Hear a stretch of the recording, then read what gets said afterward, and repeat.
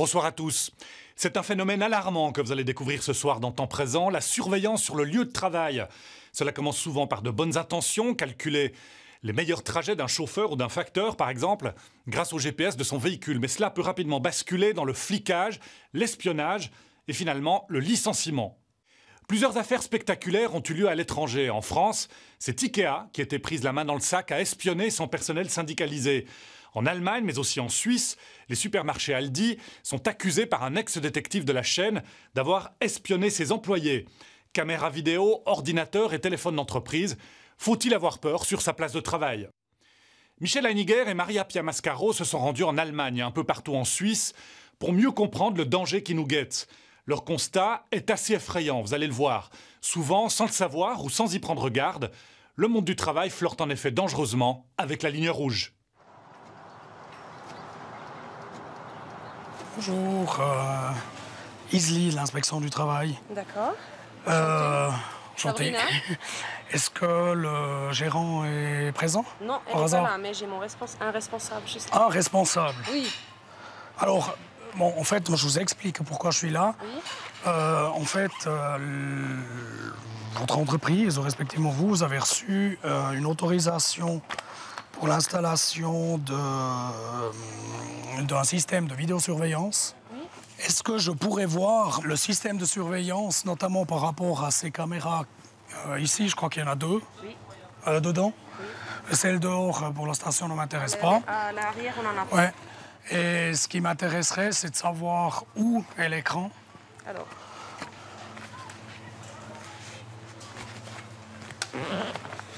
D'accord. Alors, moi, j'ai regardé le truc. L'accès au magasin pose aucun problème. Le seul endroit, c'est la caisse.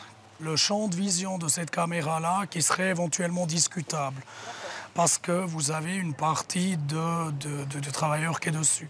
Ensuite, ce qui va se passer, donc moi, je vais vous faire un petit rapport de la visite qui dit qu'on a constaté que le système tel qu'il est en place aujourd'hui et qui fonctionne, et on estime qu'il est conforme à la loi sur le travail. D'accord. Et que vous avez, pour améliorer la situation, un règlement à fournir ou à faire ou à établir avec un délai, je ne sais pas, je vais mettre quelque chose, 3-4 mois, quelque chose comme ça, 3 mois. Pour cet inspecteur du travail, les interventions comme celle-ci sont en nette augmentation depuis quelques années.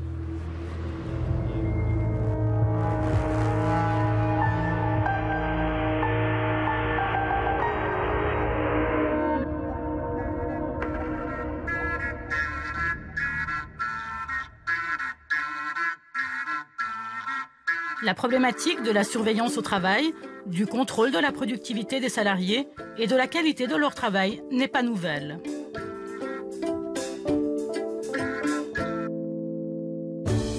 Il n'est du reste pas si loin le temps des chefs de rayon, des responsables du personnel et autres superviseurs en tout genre. Leur rôle était aussi de surveiller les travailleurs et leur rendement. Ce qui est en revanche nouveau aujourd'hui, c'est la foison des moyens technologiques à disposition et l'étendue de leurs possibilités. Certains sont même parfois utilisés à l'insu des travailleurs. L'une des dernières affaires en date met en cause Aldi. Pendant des années, le géant allemand de la distribution bon marché a surveillé ses employés dans ses filiales du sud de l'Allemagne et de Suisse alémanique. Le scandale a été révélé par le détective Wolfgang Paul, qui a travaillé plus de 15 ans pour Aldi. Les moyens qu'il utilisait étaient souvent à la limite de la légalité. J'ai travaillé chez Aldi Sud en Allemagne et aussi en Suisse, au début d'Aldi Suisse. Il y avait une trentaine de filiales au début.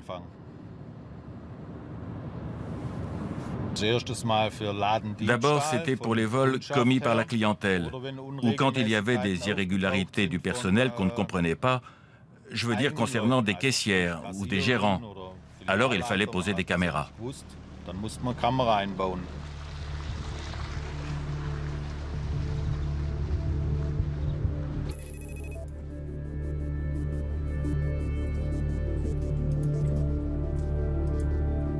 C'est ici que Wolfgang Paul venait régulièrement acheter le matériel d'espionnage dont il avait besoin. Des appareils de plus en plus sophistiqués, mais aussi de plus en plus abordables. Ja, Wahnsinn. Also da können Sie... Das sind jetzt wie viele Meter ungefähr? Das sind bestimmt 500 Meter. 500 Meter. Da haben wir hier diese Rekorder eben gerade drüben. C'est ici aussi qu'il achetait du matériel plus discutable d'un point de vue légal, en particulier des caméras miniatures. Problème, ces moyens de traque contre le personnel sont totalement interdits, aussi bien en Allemagne qu'en Suisse. Das ist natürlich Vorteil, dass man diese Kameras hier verstecken kann, die kleinen. Aha.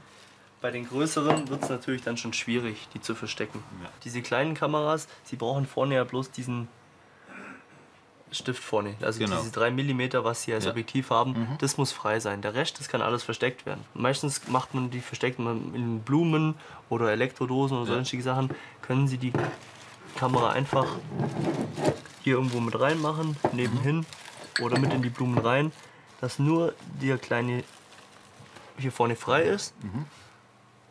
Und dann haben Sie eben diese Überwachung und es fällt dann nicht mehr auf. Die Kameras habe ich eingebaut im Büro. Ces caméras, je les ai installées dans des bureaux ou dans le dépôt, quand on soupçonnait que des gens volaient des choses. Si c'était de l'argent liquide, alors c'était plutôt au bureau. Et s'il s'agissait d'objets de valeur, alors au dépôt. Je les ai installés de manière à ce que les employés ne puissent pas les voir. Si j'avais mis une grosse caméra, il ne se serait rien passé, mais avec ça, on pouvait confondre les auteurs. Et vous avez fait ça souvent? Oui, bien sûr. De telles caméras ne peuvent être autorisées que par un juge, même en cas de soupçon de vol contre un employé. Aldi n'a pas souhaité répondre devant nos caméras. Mais par écrit, Aldi Suisse précise: Aldi Suisse n'utilise dans aucune de ses 162 succursales de caméras. Depuis son entrée sur le marché suisse en 2005, la direction d'Aldi Suisse n'a jamais fait installer de caméras dans les locaux annexes pour surveiller ses collaboratrices et collaborateurs. Le détective maintient ses accusations. La direction disait: oui, monsieur Paul, si vous remarquez des irrégularités, si quelqu'un va fumer trop souvent ou trop longtemps, ou si quelqu'un entretient une relation interne. Ça, c'était mal vu chez Aldi. Il fallait qu'on le rapporte et qu'on le signale à la direction.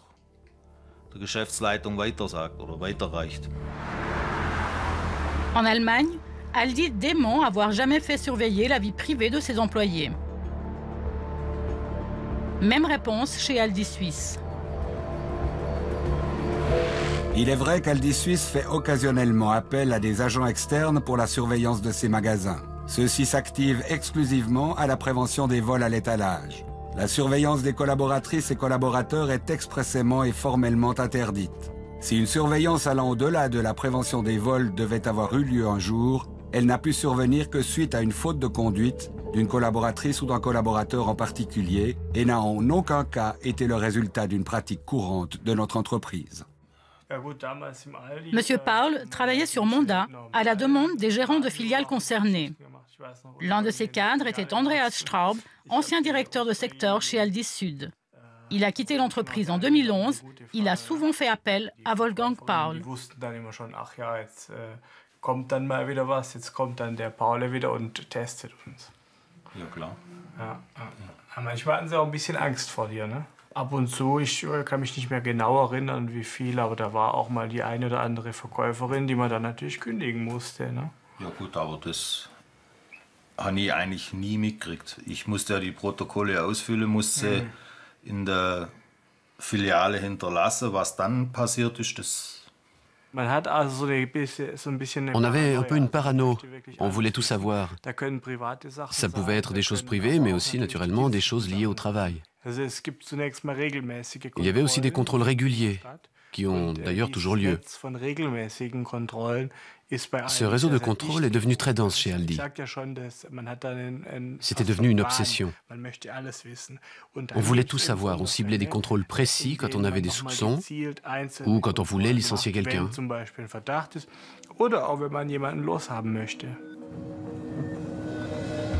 Parfois, cette obsession de la surveillance se cachait sous des pratiques très controversées. L'une d'elles consistait à utiliser des faux clients dont la tâche était de tester les employés. Aldi appelait cela des tests d'achat. Wolfgang Paul en a mené plusieurs. Je suspendais quelque chose au crochet du chariot, comme un pull, une veste, un pantalon. Et en dessous, je posais un ordinateur ou une ponceuse, ou des haut-parleurs, ou un carton de champagne. Et dans le chariot, je mettais 2 six-packs de Coca-Cola. Et là, au milieu, une bouteille de grappa. Et je laissais les choses accrochées ou posées. Ensuite, je mettais tout sur le tapis roulant, sauf les choses les plus lourdes. La femme voyait ça, elle avait un numéro pour le coca, elle le typait 2 fois et elle passait au client suivant. Mais elle avait été formée à regarder aussi sous le chariot. Et si elle ne le faisait pas, c'était un avertissement. En Allemagne, il faut 3 avertissements avant de pouvoir licencier quelqu'un. Si un employé a déjà eu 2 avertissements, je peux alors le licencier plus facilement. Aldi Suisse reconnaît avoir effectué des tests d'achat. Mais leur seul but aurait été la formation du personnel. D'autres enseignes en Suisse utilisent la technique des tests d'achat. Mais contrairement à Aldi, ce ne sont pas des détectives qui testent les collaborateurs, mais des faux clients engagés par des sociétés spécialisées. Ces faux clients portent le nom de clients mystères. L'un d'eux a accepté de nous parler. Alors en tant que mystery shopper, on a généralement un scénario qui est prédéfini selon quelle enseigne ou quel magasin on doit aller visiter ou tester. Et ensuite, il s'agit de scrupuleusement suivre l'entier de ces consignes qui peuvent aller à poser telle ou telle question à tel ou tel vendeur, se renseigner sur la carte fidélité ou encore faire un achat et puis ensuite le rendre pour tester la qualité du service client. Une fois la mission terminée, je me connecte sur le site internet de la société qui m'emploie et là je rédige le rapport dans lequel je détaille l'entier de ma mission, savoir quels ont été les points positifs, quels ont été les points négatifs, tels que demandés par notre client. La pratique du client mystère, présentée comme un test de compétences par les commerces, est souvent vécue comme un élément de stress par les employés. Quand un client mystère passe, le rayon est noté donc par rapport au magasin et par rapport à l'ensemble du groupe Manor. Et quand il donne son rapport, si le rapport est mauvais, donc on a une mauvaise note. Et dans ce cas-là, ça se répercute effectivement sur tout le rayon. Ça crée des tensions, ça crée des angoisses aussi parmi le personnel et aussi des tensions après entre les gens parce qu'on est tous un petit peu sous pression. Le mystery shopping allié à de la vidéosurveillance et d'autres choses, oui, effectivement, on a quand même un sentiment d'être épié à tout moment de notre journée de travail. Catherine et Françoise sont vendeuses chez Manor. Outre la pratique du client mystère, elles déplorent la surveillance permanente dont les employés sont l'objet.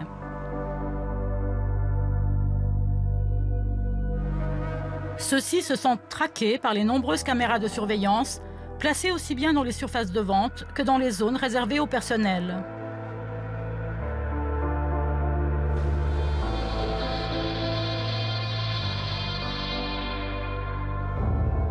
Il y a quelques années, Temps Présent avait consacré un portrait au magasin Manor de Genève. Mais pour cette enquête, Manor ne nous a pas autorisés à filmer et n'a pas souhaité répondre à nos questions face caméra.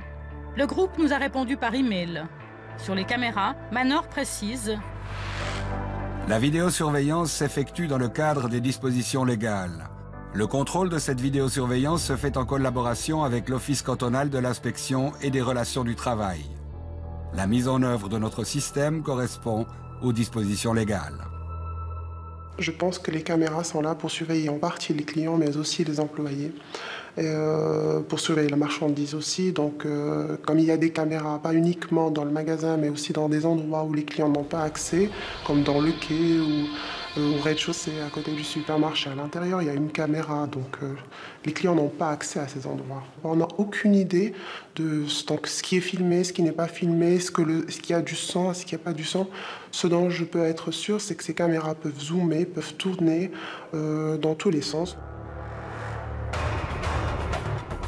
Pour connaître leurs droits, plusieurs employés de Manor sont allés voir leur syndicat. On a eu un certain nombre de plaintes de la part de salariés qui ne savaient pas trop comment agir et avaient aussi peur d'intervenir auprès d'autorités par rapport à une protection de leur anonymat.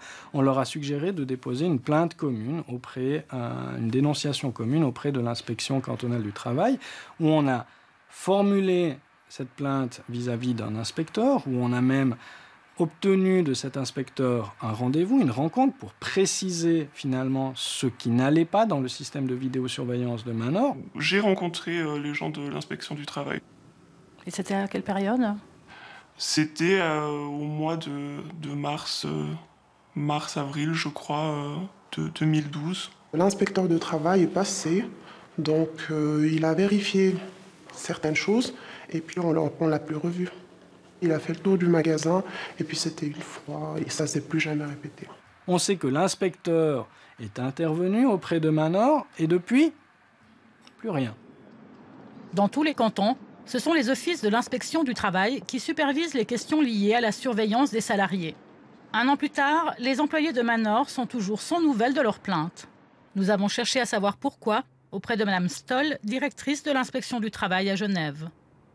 Il n'y a jamais aucune information d'une inspection du travail par rapport à une plainte, à un suivi de plainte. Donc, no comment strict sur ce type de questions. L'idée n'est pas que nous voulons cacher l'intervention de l'inspection du travail, mais la loi sur le travail nous interdit formellement de communiquer. Est-ce que vous prévenez en général les gens qui vous ont contacté de la mise en conformité ou non de l'employeur ? Ça dépend un peu de la situation. Donc, les personnes qui sont dans l'entreprise doivent être informées par l'employeur des mesures qui étaient ordonnées par le CIRT. Donc, dans tous les courriers que le CIRT adresse à l'employeur en demandant de prendre telle et telle mesure, on demande explicitement que l'employeur informe les salariés des exigences de le CIRT. Et on contrôle si c'est fait. Est-ce que vous avez eu un retour de votre employeur sur ces visites de l'inspection du travail? Absolument pas. La loi autorise certes les caméras de surveillance pour des questions de sécurité notamment. Mais l'employeur ne peut pas faire n'importe quoi. Dans tous les cas, la loi exige qu'il informe les employés de l'existence du système, de son but, mais aussi du champ de surveillance des différentes caméras. Dans le mail que nous avons reçu, Manor estime se conformer à ces exigences. Tous nos employés sont également informés des objectifs du système de surveillance, incluant l'outil de vidéosurveillance. L'information est d'ailleurs communiquée dès les cours d'introduction donnés à nos nouveaux collaborateurs. Est-ce que vous avez jamais reçu un règlement qui stipulait comment fonctionnaient ces caméras de surveillance dans le magasin ? Alors, le règlement du magasin dans lequel je travaille ne mentionne pas de la vidéosurveillance, ni dans quelles conditions les caméras sont utilisées, et verbalement, nous n'avons jamais eu d'informations à ce sujet. Quel que soit le moyen de surveillance utilisé, les employeurs ont l'obligation d'en informer leurs employés.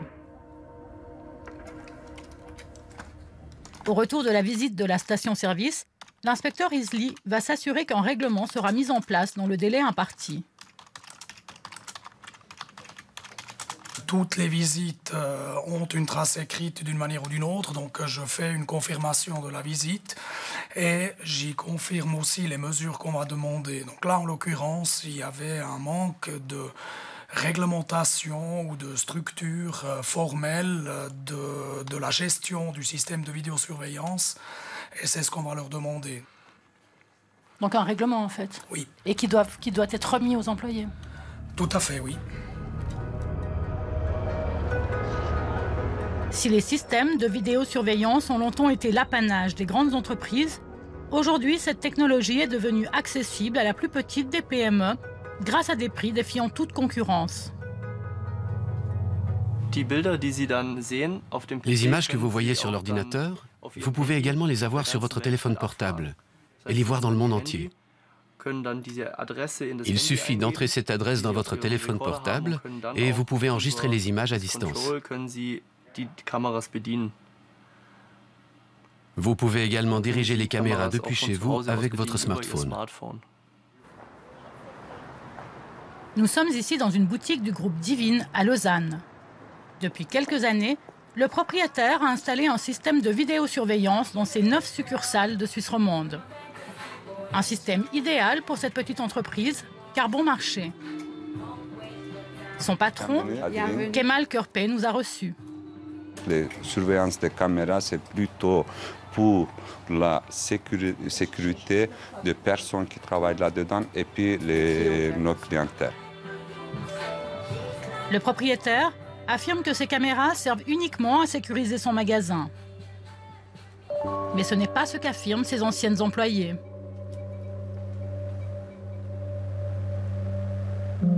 Elles sont accrochées un peu partout dans le magasin. Quand vous avez été engagé, est-ce que vous saviez que vous alliez être surveillé comme ça? Est-ce qu'on vous a prévenu? Non. C'est même pas écrit sur le contrat. Mais sur le moment, vous ressentiez quoi? C'est comme si on rentrait dans notre intimité, quoi. C'est la même chose. Les images des caméras placées dans les 9 boutiques divines sont toutes visibles en temps réel via Internet. Le logiciel permet de passer facilement d'un magasin à l'autre. C'est ce que nous montre l'assistante de la gérante. Là, j'ai 4 caméras qui se situent à Yverdon. Alors là, c'est Saint-Laurent. Voilà, ça c'est Genève-Carouge. Problème, les caméras ne filment pas que les rayonnages. Elles sont aussi braquées sur le personnel. Or, c'est interdit. Car la loi ne permet pas de surveiller le comportement du travailleur.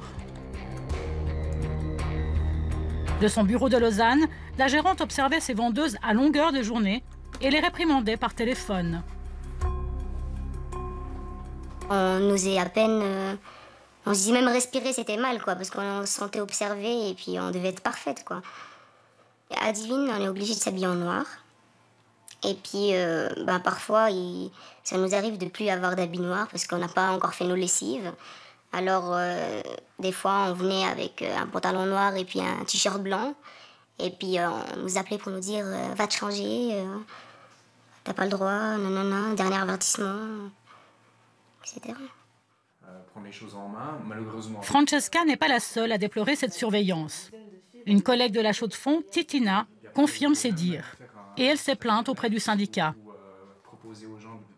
À peine on reste par exemple 10 minutes derrière le comptoir, ils appellent, il ne faut pas rester derrière le comptoir, il faut faire des tours dans le magasin, ils appellent là, qu'est-ce qui se passe, pourquoi il se passe ça dans le magasin. En fait, ils appellent pour tout et rien. Des fois, il est arrivé que même ma mère, mes copines passent au magasin, elles parlaient avec moi.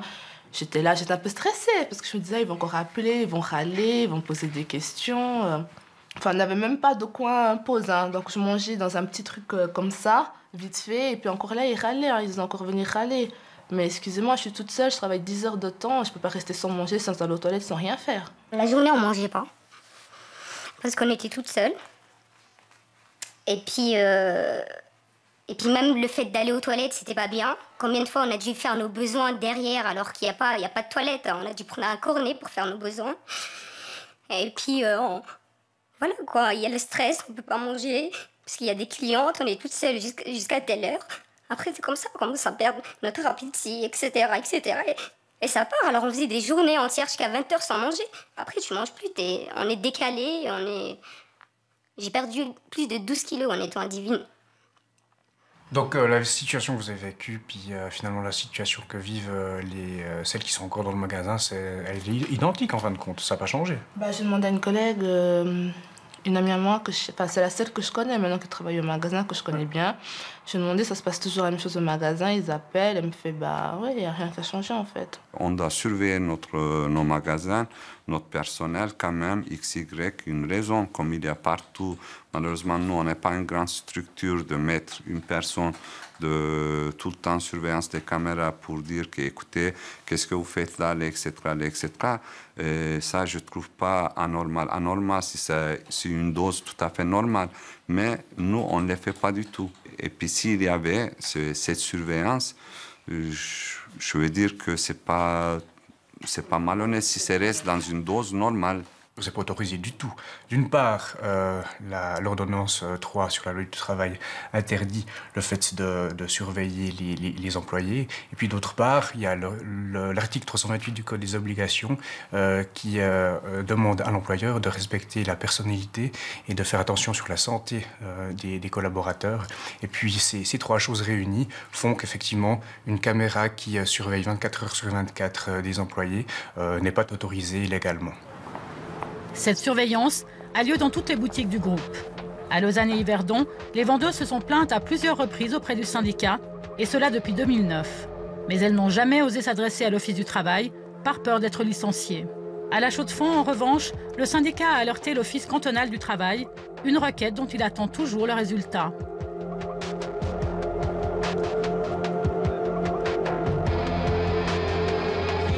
Surveiller son employé est donc à la portée de n'importe quel patron. Un simple smartphone peut déjà suffire, moyennant l'installation d'un logiciel très simple. Démonstration avec Baptiste Coletti. Il y a une application sur certains smartphones qui s'appelle Localiser mes amis, qui suffit d'inscrire la personne dedans. On peut le faire à l'insu de la personne sans aucun problème, en prenant le smartphone dans les mains. Et ensuite, on voit les déplacements de l'utilisateur en temps réel. Quand plusieurs personnes sont pistées, il suffit de toucher un point pour savoir qui se trouve où. Avec une simple recherche sur Google, on découvre qu'il y a des logiciels qui permettent d'espionner les communications, les SMS, la localisation, de manière très simple, à des prix totalement dérisoires. Des applications qui sont simples à installer et à configurer à la portée de n'importe qui. On a accès à toutes les données qui sont à l'intérieur du téléphone. La publicité de ce logiciel indique que l'on peut transformer le téléphone en vrai mouchard. Son micro peut être activé à distance. On peut alors écouter tout l'environnement sonore de la personne espionnée. Il est rare cependant que la surveillance soit la raison invoquée lors de l'introduction de ces nouvelles technologies. Le plus souvent, elles le sont au nom de l'optimisation du travail. C'est le cas par exemple dans les soins à domicile. Le canton de Genève a fait œuvre de pionnier en distribuant des smartphones à tout son personnel dans le but de faciliter la gestion du temps de travail. La journée commence par un court colloque, le seul moment du partage de l'information. Les bandes de contention, apparemment, madame ne les enlève pas. Alors, bonne matinée. Bonne matinée, à tout à l'heure. Nous suivons Karine, qui part pour une journée très minutée. Elle a reçu sa tournée sur son smartphone. Cet instrument lui permet aussi d'avoir accès au dossier des patients. Code d'entrée, adresse, mais surtout diagnostic et liste des soins à prodiguer. Lorsqu'elle arrive chez son patient, elle commence par badger sa visite. Bonjour. Le temps commence alors à défiler.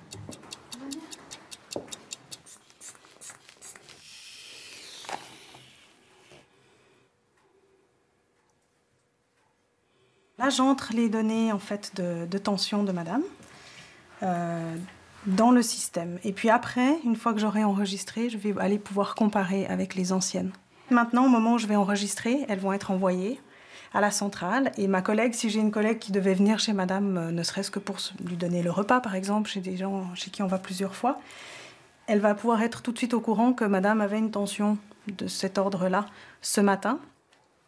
Bon, il y a beaucoup moins de médicaments maintenant. Hein. Oui, ça va mieux. Hein. Savoir s'il y a du lactose ou pas dans les médicaments. Ah oui, c'est sûr. Donc maintenant, je vais pouvoir badger ma visite. J'ai plusieurs possibilités. Je pourrais mettre que ma visite est effectuée, mais je pourrais aussi mettre que le client a refusé ou qu'il est absent. Ou voilà. Donc j'ai un menu déroulant. Et je n'ai qu'à sélectionner en fait la bonne prestation et je sauve mes données. Et vous n'avez pas à minuter chaque acte? Ils sont minutés dans l'ordinateur. C'est au moment de l'évaluation où on a préparé en fait tout ça. Voilà, c'est parti. Alors, bonne semaine. Beaucoup. Hein? Merci. C'est rien. Au revoir. Au revoir. Je ferme? Oui, fermez. Non.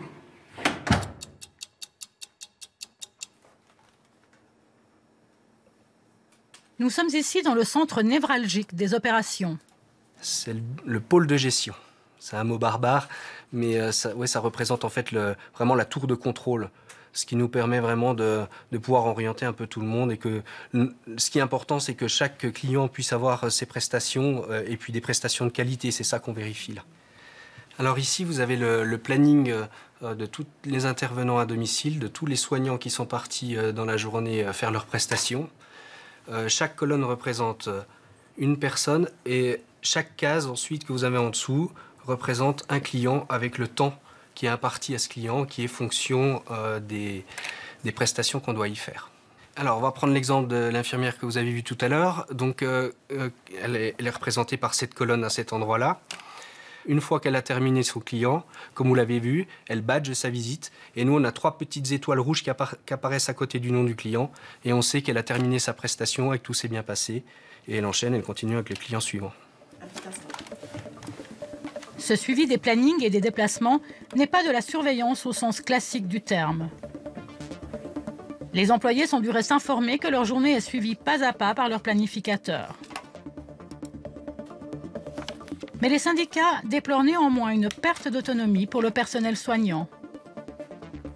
Évidemment, on optimise, mais on oublie là-dedans qu'il faut que l'humain puisse aussi intervenir, échanger. Donc les temps d'échange sont beaucoup plus diminués parce qu'on passe moins vers le bureau. Il suffit pas d'avoir un outil qui dit « bah voilà, toi tu vas là, toi tu vas là, toi tu vas là ». Tu ouvres telle et telle fenêtre et tu vois telle et telle donnée sur la personne. Tu as le dossier qui est mis à jour tout le temps. Ok, c'est très bien. Là, c'est ultra performant. On a tout ce qu'il faut tout de suite sous le coude. Mais rien ne vaut l'échange entre professionnels. Ça sera jamais remplacé par quiconque.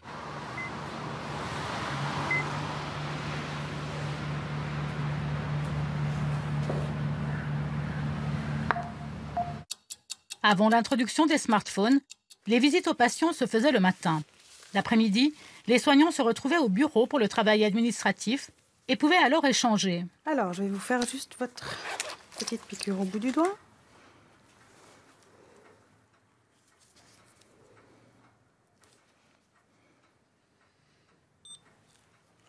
Aujourd'hui, les visites sont étalées sur toute la journée puisque l'administratif se règle et se transmet par le smartphone.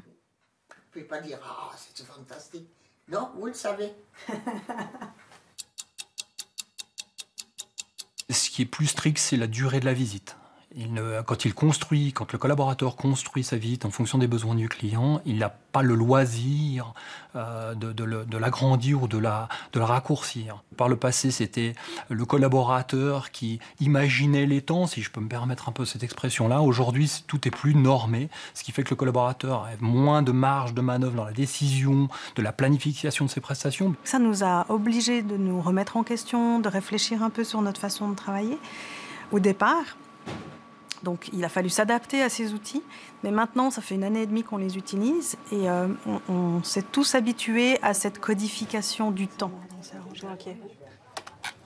Je me sers de cet outil, des données qui sont données sous un pilotage quantitatif, effectivement, combien de clients, combien d'heures de prestations, de quelle typologie de soignants, lesquelles typologies de soignants à exécuter ces prestations. Moi, je le vois comme un outil de pilotage d'un centre de maintien à domicile, 400 collaborateurs, 4000 clients, 1400 prestations par jour, de se dire est-ce que j'ai les bons prestataires au bon endroit pour le bon client au bon moment.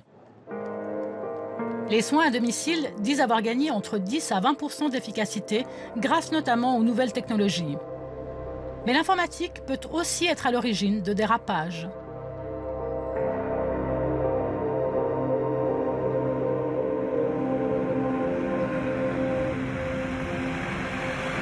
Joël Feuilly est technicien en chauffage pour Entretech, une entreprise fribourgeoise spécialisée dans l'entretien de chaudières. Elle fait du service après-vente et du dépannage dans toute la Suisse romande. Sa flotte est composée de 35 véhicules pour une quarantaine de techniciens. Il y a 3 ans, l'entreprise a décidé d'équiper tous ces véhicules avec un système de géolocalisation. Le but principal était la planification des interventions sur le terrain. C'était vraiment important de diminuer les kilomètres inutiles entre l'intervention du technicien et l'arrivée chez le client, en fait, qui pouvait être nettement plus efficace en gérant les positions sur le terrain. Petite démonstration avec notre technicien. Joël Feuilly s'apprête à quitter la centrale de Matran pour une intervention à Romont. Au démarrage, sur l'écran de contrôle, l'icône représentant son véhicule passe au vert. On peut ensuite suivre son itinéraire pas à pas, puisque son positionnement est transmis toutes les 5 minutes.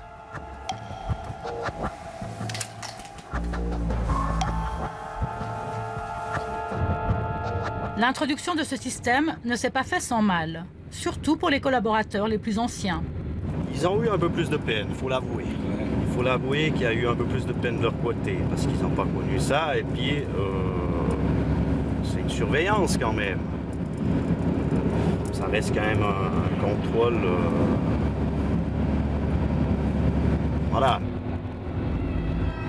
De nombreux employés utilisent également leur véhicule en privé, ce qui a suscité de vives critiques contre le système GPS au moment de son introduction. Ils craignaient en effet que leurs faits et gestes soient surveillés par l'employeur. À l'époque, ils ont fait part de leur réticence à leur syndicat. Il y a un certain nombre de collègues, de membres du syndicat qui nous ont posé les questions pour savoir quels étaient leurs droits suite au fait qu'on avait installé des traceurs GPS dans leurs véhicules. Et ensuite, on a bien sûr fait des assemblées et puis observé et constaté qu'il y avait pas mal de problèmes liés à la protection de la personnalité. Immanquablement, quand on a parlé du système et présenté vraiment dans le détail le système, c'est justement les interrogations des employés qui ont fait que le service public de l'emploi, les syndicats sont venus négocier et discuter avec nous. On a organisé une entrevue avec l'entreprise, avec les travailleurs, et on a donné un coup de main, respectivement, on a regardé le règlement qu'ils proposaient et on l'a ensuite validé, en quelque sorte. En particulier, l'inspecteur du travail avait demandé que les données de positionnement ne soient pas visibles lors des déplacements privés. C'est ce qu'il vient vérifier plusieurs mois après la mise en service du système. Donc vous l'avez dans votre Alors, truc? oui, là, je peux vous montrer. Ce qui m'intéresserait surtout... Donc voilà. Il s'agit d'un petit bouton poussoir qui se trouve juste en dessous de la radio. Et là, comme là, la position où on est visible hein, par le GPS. Donc toutes les données sont transmises. Hein. D'accord. Et quand on est en mode privé, parce qu'on peut utiliser le véhicule dans le privé aussi, il suffit de tirer. Voilà. Et là, on devient invisible. Idéalement, les véhicules ne devraient donc jamais être visibles en privé.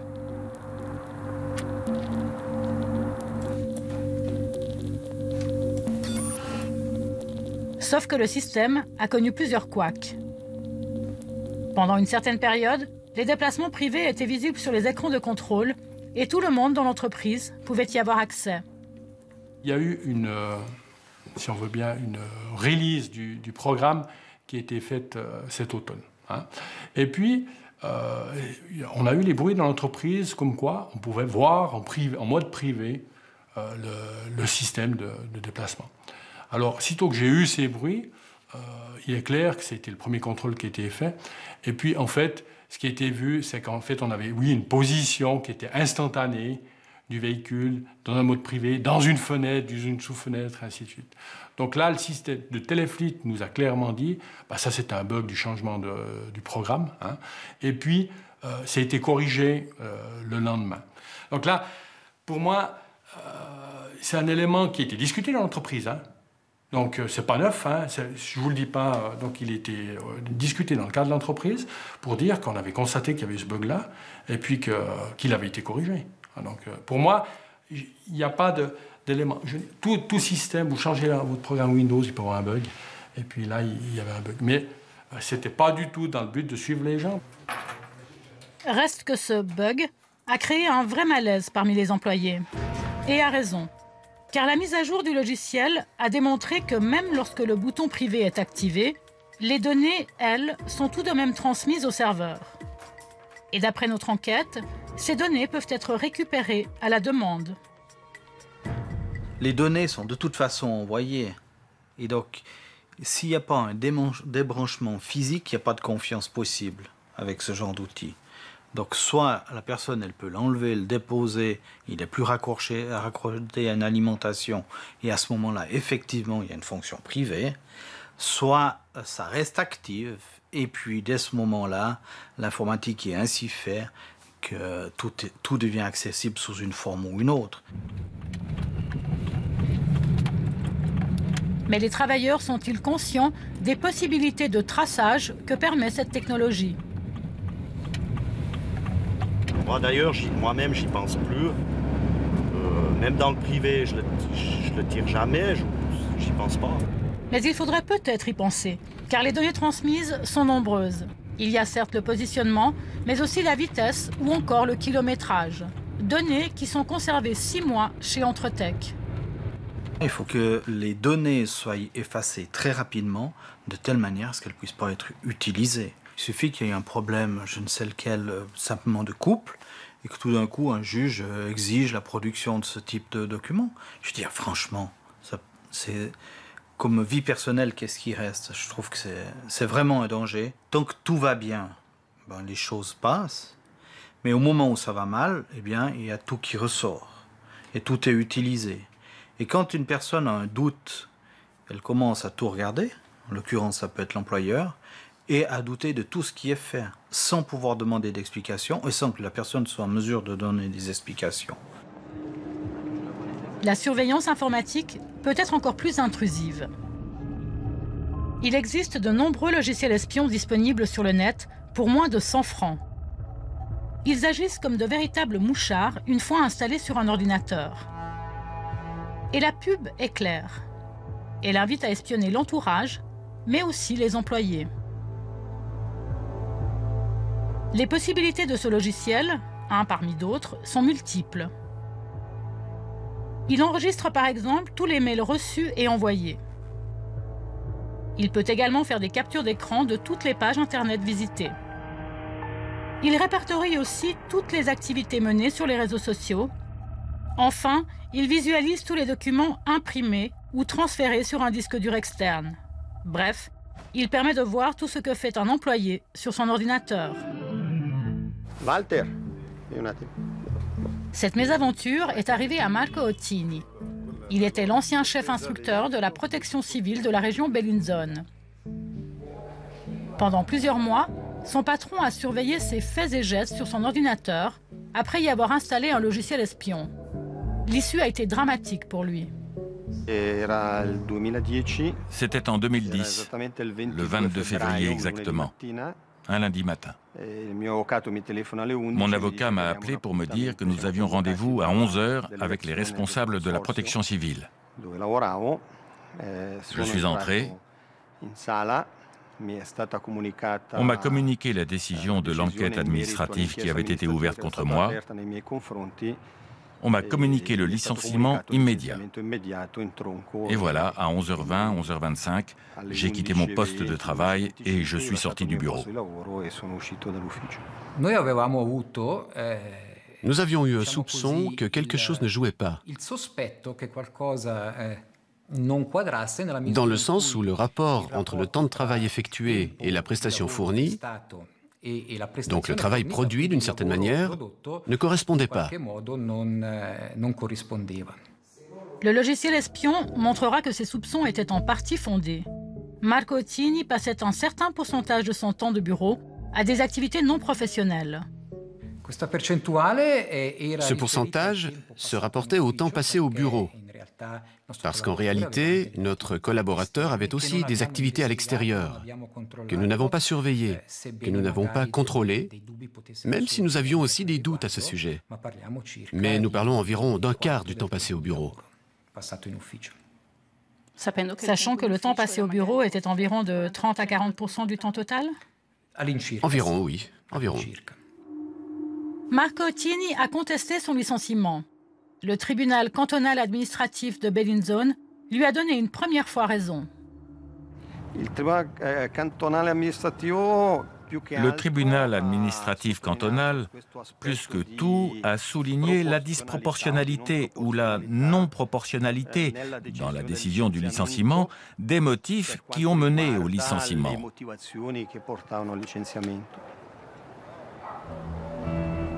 Son patron a fait recours, mais il a été débouté par le tribunal fédéral. Le licenciement est jugé abusif parce que le logiciel espion est un moyen de preuve illicite. Le tribunal insiste sur le fait que la surveillance ne peut en aucun cas être permanente. D'autre part, l'employeur aurait pu avertir son collaborateur au lieu d'agir aussi brutalement. Suite à nos soupçons, il n'y a pas eu d'avertissement au sens strict du terme. Là, nous entrons dans le champ des hypothèses. Il y a toujours des alternatives, d'autres choix. Mais le Conseil, l'autorité politique à ce moment-là, a évalué les options et a décidé de faire ce choix-là. Reste que depuis son licenciement, Marco Ottini n'a toujours pas retrouvé un emploi. Ayant épuisé son droit au chômage, il exerce des activités à temps partiel.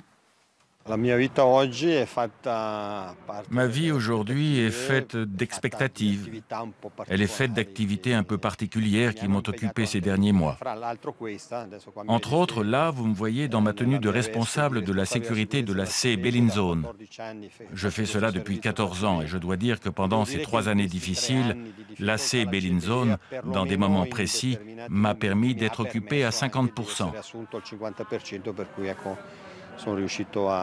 Et donc, ça m'a permis d'avoir une petite rentrée. Et surtout, un travail qui m'a aidé pendant ces 3 années difficiles.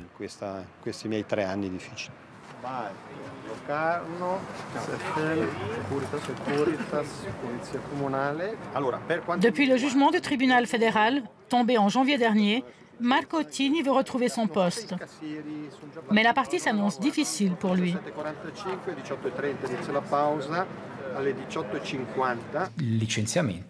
Le licenciement en tant que tel demeure. J'ai parlé du rapport de confiance. Nous avons estimé que ce rapport de confiance a été détruit par les faits, qu'il ne peut pas être reconstruit artificiellement sur la seule base d'un jugement. Et donc, nous ne pouvons pas imaginer, comme si rien ne s'était passé pendant ces 3 ans, que ce collaborateur puisse recommencer à travailler dans un environnement de travail relativement petit. C'est pourquoi nous avons décidé de ne pas le réintégrer. Non, la protection civile ne doit pas me réintégrer, je suis déjà intégré. Si j'avais été licencié, on pourrait parler de réintégration, mais si le tribunal fédéral estime qu'il y a eu licenciement abusif, alors moi, avec cette décision, j'estime être toujours employé de la société. Je n'ai pas à être réintégré, je suis dans la société.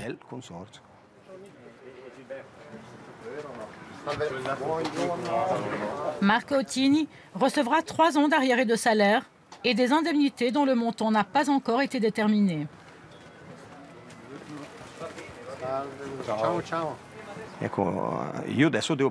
Je dois penser à mon avenir. Nous verrons. Il faudra bien que quelqu'un décide. Mais si on opte pour cette solution, si quelqu'un me dit « Écoute, Ottini, tu dois te contenter de tes 3 ans de salaire », moi, j'estime que c'est une injustice, une véritable injustice. Parce que moi, j'ai gagné un procès. Je l'ai gagné au tribunal fédéral. Et si gagner veut dire me retrouver sans travail à 54 ans, c'est quoi? C'est une victoire à la Pyrrhus. Non, non, je ne suis absolument pas d'accord. Marco Ottini a relancé une nouvelle procédure judiciaire pour pouvoir retrouver son poste de travail. L'administration de la région Bellinzone n'a pas de directive sur le licenciement abusif. Cette bataille juridique pourrait donc s'avérer aussi longue que la première.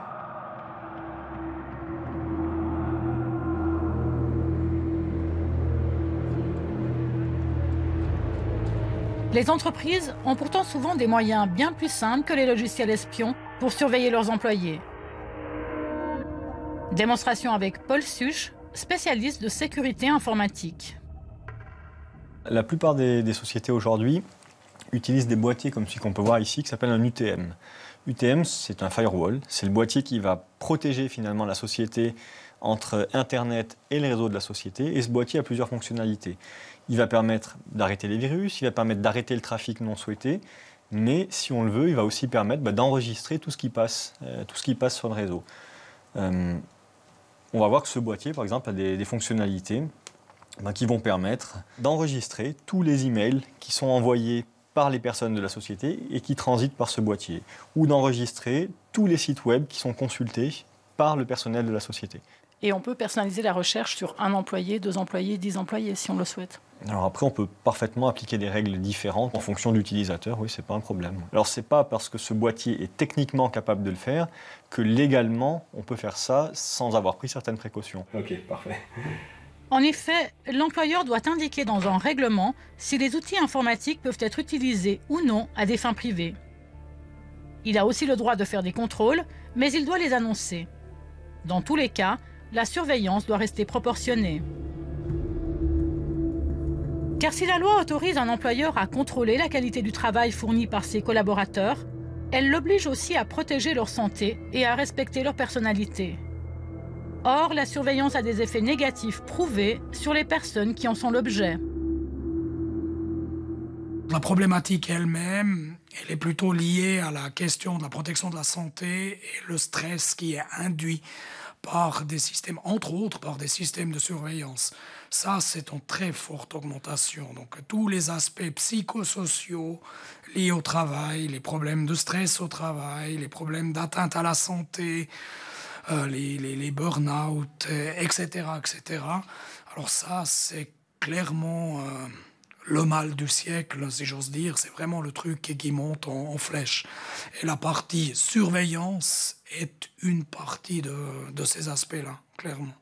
Ça stresse, oui. Énormément. Ça stresse énormément parce que, comme je vous ai dit, vous voulez être plus spontané, vous ne pouvez pas agir comme vous voulez. Vous agissez sous la condition qu'il y a quelqu'un qui vous observe et peut-être que si vous faites quelque chose de déplacé, on pourra l'utiliser contre vous. À un moment, oui, on avait ce sentiment, effectivement, qu'on était plus surveillé que les clients, que le magasin. Stressé, révolté, oui, je dirais. Parce qu'effectivement, ce n'est pas une chose que l'on vit depuis quelques mois. C'est des choses qui se vivent sur le long terme. Et à long terme, ça apporte aussi des tensions. Des tensions entre les collègues, des tensions avec les responsables. Donc effectivement, je trouve que ce n'est pas une situation qui procure un état de bien-être sur son lieu de travail. Pour de nombreux spécialistes en management, cette tendance à la surveillance toute est complètement éculée. Maxime Morand, ancien responsable des ressources humaines dans le domaine bancaire, enseigne exactement l'inverse dans ses formations pour cadres. La surveillance, elle engendre des toxines. Des toxines de comportement, ça permet aux gens, entre guillemets, d'être envahis par des choses qui sont négatives, et ce négativisme se prolonge dans les équipes. Et je pense qu'il faut changer de modèle et qu'on passe d'un aspect toxique à un aspect tonique. Il faut que l'on puisse mettre de la tonicité dans les entreprises, et la tonicité, elle vient du fait qu'on fasse confiance.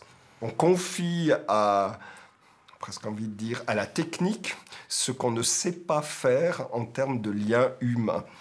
Et moi, j'aurais tendance à dire, mettons très peu de choses du point de vue technique et augmentons de façon significative la capacité de créer des liens humains qui vont augmenter la confiance, qui vont augmenter la communication et qui vont donc diminuer le risque.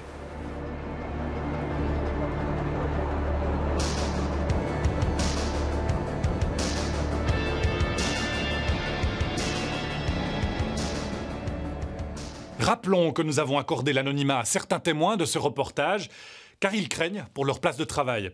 Alors vous l'avez entendu, en principe il existe des lois et des directives internes, en particulier dans les grandes entreprises, mais de toute évidence, les zones d'ombre sont encore nombreuses. Une pétition lancée par le parti Pirate connaît d'ailleurs ces jours un étonnant succès. Elle veut combattre un projet de loi fédéral qui autoriserait les logiciels mouchards dans les ordinateurs à des fins d'enquête et la conservation des données téléphoniques pendant 12 mois par les sociétés de télécommunications. Pour y voir encore plus clair sur vos droits et vos obligations, nous avons invité sur notre forum Christophe Isly, chef de l'inspectorat du travail dans le canton de Fribourg. Que vous soyez employé ou patron, n'hésitez pas à lui poser toutes les questions pratiques qui vous intéressent à l'adresse habituelle www.tempspresent.ch. Belle soirée à vous tous, excellente semaine et à bientôt. En Suisse romande, de plus en plus de gens en recherche de logement s'adressent aux gérants de camping. Parfois, la caravane provisoire devient un logement permanent. Entre Genève et Lausanne, Temps Présent a rencontré ces campeurs malgré eux au milieu de l'hiver. L'ancien millionnaire comme le père divorcé, l'ouvrier portugais comme l'ex-entrepreneur, chacun a sa caravane. Pour la première fois de leur vie, ils sont tous logés à la même enseigne.